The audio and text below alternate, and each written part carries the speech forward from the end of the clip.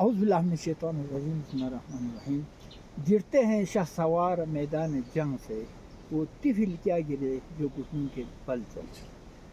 तो आज हम आपको एक ऐसा हस्ती के साथ मिला रहे हैं, शायद मैं तारीफ़ करें तो ज़्यादा हो जाएंगे। अपने ज़बान जिसका लहजे से आपको पता चलेंगे कि इस आदमी में कितना दम है। एक दूसरा, आजकल के लोग राजा कहते हैं, लेकिन लोगों को पता नहीं है राजा किसे कहते हैं, राजा क्यों कहा है, राजा का मीनिंग क्या है, लोगों को समझ में नहीं आता। हर किसी को राजा कहते हैं, लेकिन मैंने जो देखा है, एक राजा का मतलब है किसी लोगों को दिल में राज करने वालों को कहते हैं राजा। यकीनन यब्गो ख़ानदान से ताल्लुक़ भी रखते हैं और यकीनन वाकई में राजा है। यूपी, देहरादून और दूसरा बल्तिस्तान, लद्दाख, बिलखुसूस अंबाड़ी, चक्रोता, प्लस आपका जो एरिया है डाक पत्थर वगैरह में एक ऐसा चर्चा है यहाँ पर शुजात साहब चाहे हिंदू हो, चाहे मुस्लिम हो, चाहे सिख हो, जहाँ मुसीबत आ जाते हैं तो शुजात साहब खड़ा हो जाता है। और मैंने देखा है, मैं कभी अपना वीडियो में कभी किसी की तारीफ में और फ्लो ज़्यादा नहीं करते हैं, जो हकीकत हमने देखा है वही करते हैं। तो मेरे भी वहाँ पर एक एक्सीडेंट हुआ था छोटा मोटा सा, तो उसमें भी मैंने देखा है जैसे कि सर जो सोचता है वो बनता था। तो मैं आज ज़्यादा ना कहूँगा जनाब, आपसे मैं यही दो लफ्ज़ पूछने जा रहे हैं। आप यहाँ पर आया, लद्दाख में आया, शायद आपका तीसरा बार होगी। जी जी। तो दूसरा, मैंने अपना ज़िंदगी में शायद मैं आज आप सब मुझे गोवाली के नाम से जानते हैं, तो उसमें से भी शायद कुछ चीज़ें मैंने आपसे सीखी है। तो आज आप यहाँ फिर तशरीफ़ लाया, इसका मतलब आप बल्तिस्तान से मोहब्बत रखते हो। तो सबसे पहले हम आपको स्वागत करते हैं, आपका शुक्रिया अदा करते हैं कि आप तीसरा बार यहाँ पर आया। तो दूसरा सर, आपके पास बहुत जानकारियाँ हैं, बहुत एक्सपीरियंस है, आपका काबिलियत कहें तो भी शायद मेरा ख्याल में मैं अंदाज़ा नहीं कर सकते हैं।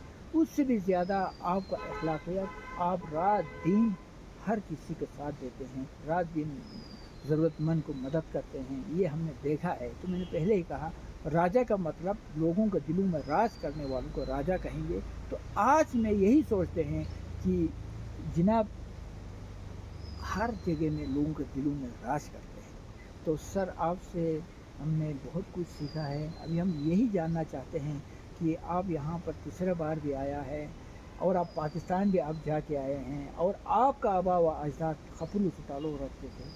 तो आज आप एक मुहाजिर भी है, लेकिन आपका पहचान पूरा हिंदुस्तान में शायद मेरे ख्याल में जानते हैं। तो आपको मैं यही पूछना चाहूँगा कि लद्दाख में आने के बाद आप इससे पहले 2 बार आया है, क्या महसूस हुआ आपको आज का डेट में, उससे पहले क्या महसूस हुआ? और आप पाकिस्तान जाकर भी आया, आपको पाकिस्तान और हिंदुस्तान में आपको क्या महसूस हुआ? तो बस सर शुक्रिया, अस्सलाम वालेकुम, मैं आपसे यही पूछना चाहते हैं। तो आप क्या लोगों को संदेश देंगे और लोगों को आप क्या मशवरा देंगे? वालेकुम सलाम गोवाली साहब, मैं वाक़ई आपका कहना सही है कि मैं तीसरी बार आ रहा हूँ यहाँ। जब मैं फ़र्स्ट टाइम आया था तो पैदल आना पड़ा था, आपके 83 के पास तक आपकी गाड़ी में आए थे हम लोग, लेकिन 83 के बाद फिर हम पूरा थांग तक पैदल आए थे। वो पैदल आने का वक्त था मेरे ख्याल से 1995 का। सो जब 1995 में हम टैक्सी ब्रिज से पैदल आए थे इधर थां में, तो जो रास्ता था बड़ा उबड़ खाबड़ रास्ता था, पैदल का था। लेकिन कंपैरेटिवली जब मैं अभी आया तो मैं एक शादी के सिलसिले में आया था लेह में, तो वहाँ पर आपकी मोहब्बत और अपने लोगों की कशिश जो है मेरे को खींच के यहाँ ले आई, और मैं भी बिना यहाँ आए हुए तो मेरा लेह का ट्रिप जो है इनकम्प्लीट था। सो मैं जब यहाँ पर आया तो मैं खुद हैरान हूँ कि जितना तरक्की आपके 2010 में इसको खोला गया था तुर्तुक तक टूरिस्ट को, उसके बाद अभी कब खोला आपका ये थांग में? 2021 में टूरिज़्म को खोल दिया गया इंडिया गवर्नमेंट की तरफ से जो डेवलपमेंट हुआ, रोड्स बहुत अच्छे रोड्स बना दिए, और थंग का जो व्यू पॉइंट है और यहाँ का जो टूरिज़्म का है आना जाना, ये बहुत ही ज़बरदस्त हो गया। और अब वो जो जिस जगह हम आए थे पहले, ये टैक्सी से आगे कौन सा मार्केट है? जी तुर्तुक ना ये दूसरा मार्केट, ये सीधा सीधाहा, जी जी उसमें मुश्किल से एक दो दुकानें हुआ करती थी। जी जी सो आजकल तो पूरा वो बाज़ार बन गया है। बाजार बन गया। और उसके बाद डेवलपमेंट तुर्तुक में तो इतना रश है कि हर घर में वहाँ पर एक होम स्टे बन गया है, और बल्कि ये क्या नाम, किचन भी बन गया है। जी बन गया। और काफ़ी लोगों ने वहाँ पर अपना रोज़गार बना रखा है, इससे रोज़गार भी खुल गया है और काफ़ी एरिया भी डेवलपमेंट हो रहा है।